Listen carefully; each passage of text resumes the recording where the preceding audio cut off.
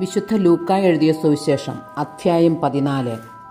മഹോദര രോഗിയെ സുഖപ്പെടുത്തുന്നു. ഒരു സാബത്തിൽ അവൻ ഫരിസേയ പ്രമാണികളിൽ ഒരുവൻ്റെ വീട്ടിൽ ഭക്ഷണത്തിനു പോയി. അവർ അവനെ ശ്രദ്ധിച്ചുകൊണ്ടിരുന്നു. അവിടെ ഒരു മഹോദര രോഗിയുണ്ടായിരുന്നു. യേശു നിയമജ്ഞരോടും ഫരിസേയരോടുമായി ചോദിച്ചു, സാബത്തിൽ രോഗശാന്തി നൽകുന്നത് അനുവദനീയമോ അല്ലയോ? അവർ നിശബ്ദരായിരുന്നു. യേശു അവനെ അടുത്തു വിളിച്ച് സുഖപ്പെടുത്തി അയച്ചു. അനന്തരം അവൻ അവരോട് ചോദിച്ചു, സാബത്തിൽ തൻ്റെ പുത്രനോ കാളയോ കിണറ്റിൽ വീണാൽ ഉടൻ പിടിച്ചു കയറ്റാത്തവനായി നിങ്ങളിൽ ആരുണ്ട്? മറുപടി പറയാൻ അവർക്ക് കഴിഞ്ഞില്ല. അതിഥിക്കും ആതിഥേയനും ഉപദേശം. ക്ഷണിക്കപ്പെട്ടവർ പ്രമുഖ സ്ഥാനങ്ങൾ തിരഞ്ഞെടുക്കുന്നത് കണ്ടപ്പോൾ അവൻ അവരോട് ഒരു ഉപമ പറഞ്ഞു. ആരെങ്കിലും നിന്നെ ഒരു കല്യാണ വിരുന്നിന് ക്ഷണിച്ചാൽ പ്രമുഖ സ്ഥാനത്ത് കയറി ഇരിക്കരുത്. ഒരുപക്ഷെ നിന്നേക്കാൾ ബഹുമാന്യനായ ഒരാളെ അവൻ ക്ഷണിച്ചിട്ടുണ്ടായിരിക്കും. നിങ്ങളെ രണ്ടുപേരെയും ക്ഷണിച്ചവൻ വന്ന് ഇവന് സ്ഥലം കൊടുക്കുക എന്ന് നിന്നോട് പറയും. അപ്പോൾ നീ ലജ്ജിച്ച് അവസാനത്തെ സ്ഥാനത്ത് പോയി ഇരിക്കും. അതുകൊണ്ട് നീ വിരുന്നിന് ക്ഷണിക്കപ്പെടുമ്പോൾ അവസാനത്തെ സ്ഥാനത്ത് പോയി ഇരിക്കുക. ആതിഥേയൻ വന്ന് നിന്നോട്, സ്നേഹിത, മുമ്പോട്ട് കയറിയിരിക്കുക എന്ന് പറയും. അപ്പോൾ നിന്നോടുകൂടെ ഭക്ഷണത്തിനിരിക്കുന്ന സകലരുടെയും മുമ്പാകെ നിനക്ക് മഹത്വമുണ്ടാകും. തന്നെ ഉയർത്തുന്നവൻ താഴ്ത്തപ്പെടും, തന്നെ താഴ്ത്തുന്നവൻ ഉയർത്തപ്പെടും.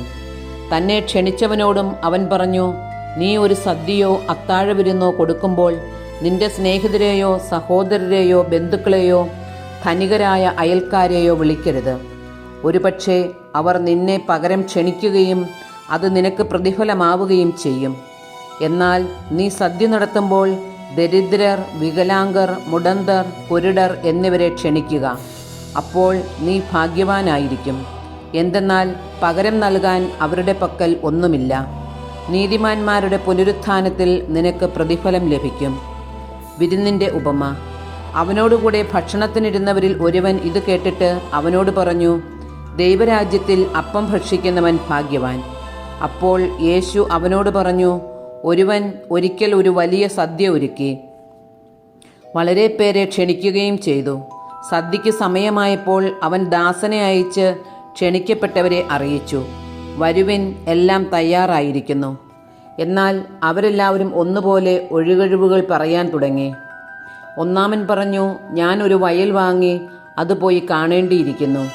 എന്നെ ഒഴിവാക്കണമെന്ന് ഞാൻ അപേക്ഷിക്കുന്നു. മറ്റൊരുവൻ പറഞ്ഞു, ഞാൻ 5 ജോഡി കാളകളെ വാങ്ങി അവയെ പരീക്ഷിച്ചു നോക്കുവാൻ പോകുന്നു. എനിക്ക് ഒഴിവ് തരണം എന്ന് അപേക്ഷിക്കുന്നു.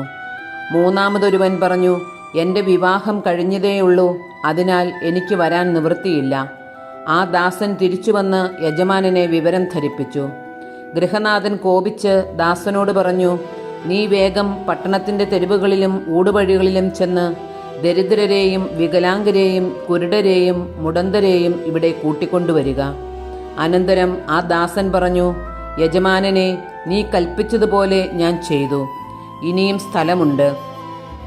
യജമാനൻ ദാസനോട് പറഞ്ഞു, നീ പെരുവഴിയിലും ഇടവഴികളിലും ചെന്ന് എൻ്റെ വീട് നിറയുവോളം ആളുകൾ അകത്തേക്ക് വരുവാൻ നിർബന്ധിക്കുക.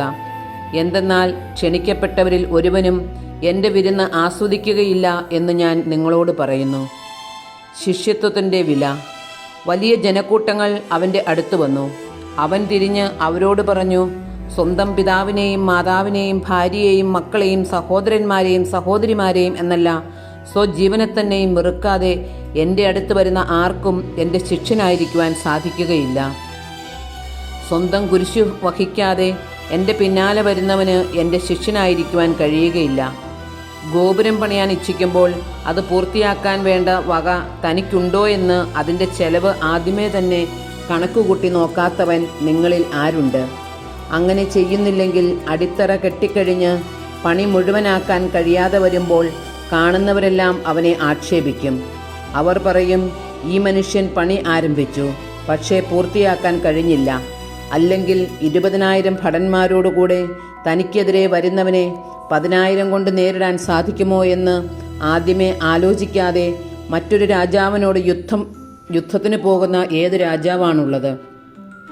അത് സാധ്യമല്ലെങ്കിൽ അവൻ ദൂരത്തായിരിക്കുമ്പോൾ തന്നെ ദൂതന്മാരെ അയച്ച് സമാധാനത്തിന് അപേക്ഷിക്കും.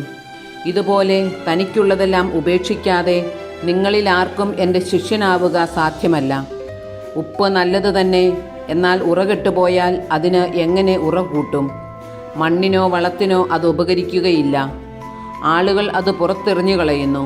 കേൾക്കാൻ ചെവിയുള്ളവൻ കേൾക്കട്ടെ.